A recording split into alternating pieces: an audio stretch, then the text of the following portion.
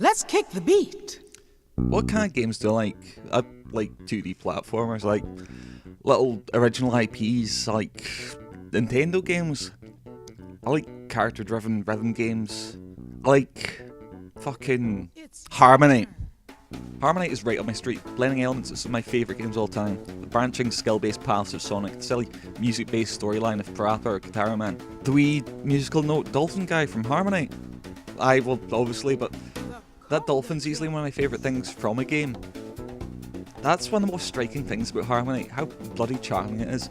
This is a new game from the Pokemon people, Game Freak, and they've kept that high standard for music, character design, and high concept nonsense for us.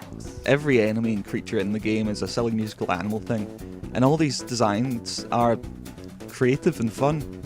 Gameplay's pretty simple. Your guy runs automatically, you can either jump or hit things by pushing buttons. You can get through levels by just playing it as a platform or jumping over gaps and enemies. But if you want to get high scores and the associated bonuses, you'll have to learn how to play them with rhythm. Hitting every enemy and optional instrument, getting all the lines, the scattered notes, and finding the best routes through the levels. Gameplay's pretty simple. Its depth's hidden though, it's one of the most accessible rhythm games I've played.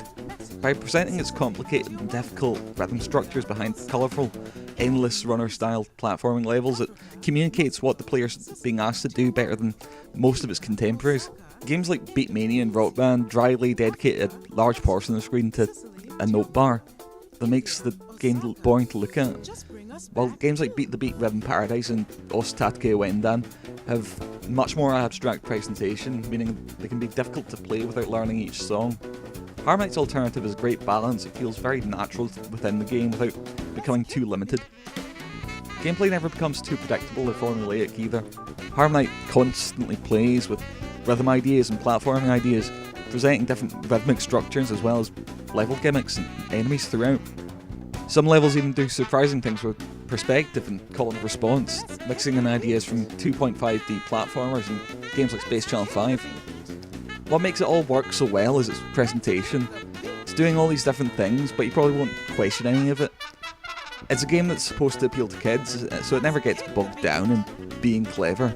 It's a cartoon made by people who clearly know how to make that work. On top of all this, you get the fact that it's a rare new IP from Nintendo, who constantly get shit on for reusing characters and ideas. And it's not one of their clinical touch generations titles either. It's a game with real hardcore appeal that's full of personality and innovation. Knowing my taste, it's easy to see why Harmonite appeals to me, but it's got a really wide appeal.